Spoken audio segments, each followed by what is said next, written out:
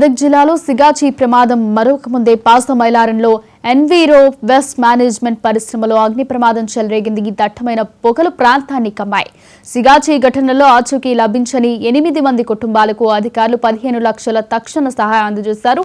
ఇలాంటి మరిన్ని వార్తా కథనాలతో ఉమ్మడి మెదక్ జిల్లా నుంచి వీకెండ్ రిపోర్ట్ను మా ప్రతినిధి ఆసిఫ్ అందిస్తారు. ఈ వారం ఉమ్మడి మెదక్ జిల్లా ప్రధాన అంశాలు చూసుకున్నట్లయితే రాష్ట్ర వ్యాప్తంగా సంచలనం సృష్టించిన సిగాచి పరిశ్రమ పేరులో ఇప్పటికీ 44 మంది మృతి చెందిన ఘటన. మొత్తానికి సంగారెడ్డి జిల్లా పటంచెరు నియోజకవర్గం పాషా మలారంలో జరిగిన ఈ ఘటనకు ఇప్పటికీ 44 మంది చనిపోయినట్లు అధికార వర్గాలు తెలిపాయి. మొత్తానికి ఇంకా 13 మంది ఇప్పటికే చికిత్స పొందుతున్నారు. దాదాపు 61 మంది సురక్షిత ప్రాంతాలకు అక్కడి నుంచి ఆ ఘటన జరిగిన చోటు నుంచి వాళ్ళు సురక్షితంగా బయటపడారని ఇప్పటికీ అధికారులు కూడా తెలిపారు. మొత్తానికి ఏదైతే ఘటన జరిగిన తొలి రోజు నుంచి రియాక్టర్ పేలడంతో భారీ పేలుడు సంభవించిన అక్కడ ఏదైతే 3 అంతస్తుల భవనం ఒకసారి కుప్పకూలింది. కుప్పకూలిన నేపథ్యంలోని క్రమక్రమంగా మృతుల సంఖ్య పెరిగింది. అయితే ఏదైతే కుప్పకూలిన ఏదైతే భవనం ఉందో భవనం కింద దాదాపు స్థితులలో చిక్కున్న 8 మంది ఇంకా ఆచూకీ తెలియాల్సిన పరిస్థితి ఏర్పడింది. ఏదైతే ఘటనకు సంబంధించిన తెలంగాణ రాష్ట్ర ప్రభుత్వం కూడా సీరియస్ తీసుకుంది. ఏదైతే సిగాచి కంపెనీపై కూడా ఆగ్రహం వ్యక్తం చేసింది.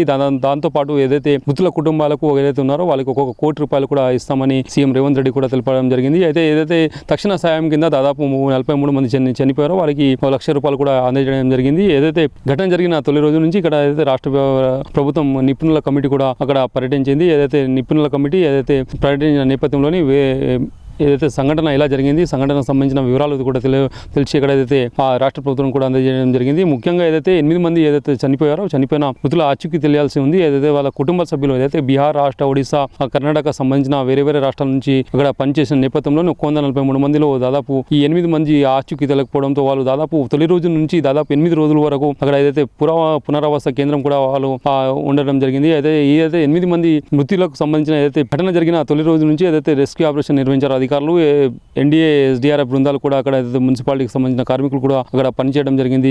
ఘటనకు సంబంధించిన శిథిలాల్లో చిక్కున్న వాళ్ళకి సంబంధించిన బోన్స్ కూడా 100కు పైగా శాంపుల్ కూడా తీయడం జరిగింది. ఈ శాంపుల్కి సంబంధించిన 8 మంది కుటుంబాలకు సంబంధించిన వేరు కావడంతో ఆ 8 మంది కుటుంబ సభ్యులు ఎక్కడికి పేలుడు సంబంధించిన నేపథ్యంలోనే అక్కడ ధాటికి ఏదైతే పేలుడు సంబంధించిన దగ్గరలో వాళ్ళు మంటలు చిక్కుకుపోవడంతో మొత్తానికి కాలి బూడిదైనట్టు కూడా అధికార వర్గాలు తెలుపుతున్నాయి. ముఖ్యంగా ఈ ఘటనకు సంబంధించిన 8 మంది ఏదైతే ఉన్నారో 8 మందికి వాళ్ళకు తక్షణ సాయం కింద 15 లక్షలు కూడా ఇవ్వడం జరిగింది.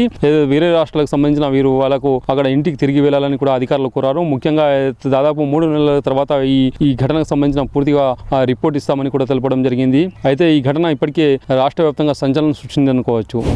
సంగారెడ్డి జిల్లా నారాయణఖేడ్లోని ముఖ్య కార్యకర్తల సమావేశం నిర్వహించారు. ఈ సమావేశానికి ముఖ్య అతిథిగా పరిగి ఎమ్మెల్యే రామ్మోహన్ రెడ్డి పాల్గొన్నారు. ఇక్కడ జైరాబాద్ పార్లమెంటు సభ్యుడు సురేష్ కుమార్ శెట్కర్, స్థానిక ఎమ్మెల్యే సంజయ్ రెడ్డి కూడా పాల్గొన్నారు. ముఖ్య కార్యకర్త సమావేశం ఏదైతే ఉందో ఆ సమావేశానికి భారీగా కార్యకర్తలు కూడా హాజరయ్యారు. స్థానిక సంస్థ ఎన్నికలకు సంబంధించిన ఏదైతే అందరూ కలిసిమెలిసి పనిచేయాలి, ఏదైతే ఎవరికి ఏదైతే పదవులు రాలేవో వాళ్ళకు ఖచ్చితంగా ఎన్నికల తర్వాత పదవులు కూడా ఇస్తామని ఇప్పుడు కూడా హామీ ఇస్తున్నట్టు తెలుస్తుంది. మొత్తానికి ఏదైతే ఒక ప్రైవేట్ ఫంక్షన్ లో నిర్వహించిన ఈ సమావేశంలోని పరిగి ఎమ్మెల్యే రామ్మోహన్ రెడ్డి, ఇక్కడ నారాయణఖేడ్ ఎమ్మెల్యే సంజయ్ రెడ్డి, జైరాబాద్ పార్లమెంట్ సభ్యుడు సురేష్ కుమార్ శెట్కర్ మాట్లాడుతూ కార్యకర్తలకు మనోధైర్యం కూడా కల్పించారు. ఏదైతే గ్రామాల్లో వచ్చే ఎన్నికల్లో ఖచ్చితంగా విజయం సాధించాలని చెప్పారు. ఏదైతే స్థానిక సర్పంచ్, ఇక్కడ మున్సిపాలిటీ, ఎంపీటీసీ, జడ్పీటీసీ ఎన్నికలు దృష్టిలో ఉంచుకొని పనిచేయాలని కూడా కోరారు.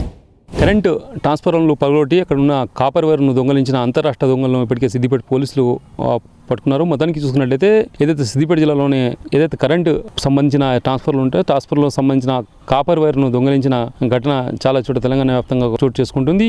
దీనిపైన పోలీసులు అక్కడ సిద్దిపేట జిల్లాలో జరిగిన ఘటనకు సంబంధించిన పూర్తిగా విచారణ చేశారు. ఈ విచారణలోనే సంచలన నిజాలు బయటపడ్డాయి. మొత్తం రాజస్థాన్ చెందిన ఒక మూట ఏదైతే రాష్ట్ర వ్యాప్తంగా కూడా రాజస్థాన్ సంబంధించిన ఒక మూట తెలంగాణలో జేసీబీ డ్రైవర్లుగా ఉంటూ అక్కడ ఏదైతే ఒక మూటగా ఏర్పడి ఆ సంబంధించిన రాష్ట్ర వ్యాప్తంగా ఏదైతే ట్రాన్స్ఫర్లు ఉంటాయో ట్రాన్స్ఫార్మర్లోని కరెంట్ ట్రాన్స్ఫార్మర్లో ఉన్న కాపర్ వైర్లను అక్కడ పగలగొట్టి రాత్రికి సమయంలోని వైర్లను కూడా దొంగలించి అమ్ముకున్న పరిస్థితి ఏర్పడింది. ఏదైతే ఘటనకు సంబంధించిన పోలీసులు కూడా పూర్తి వివరాలు సేకరించారు.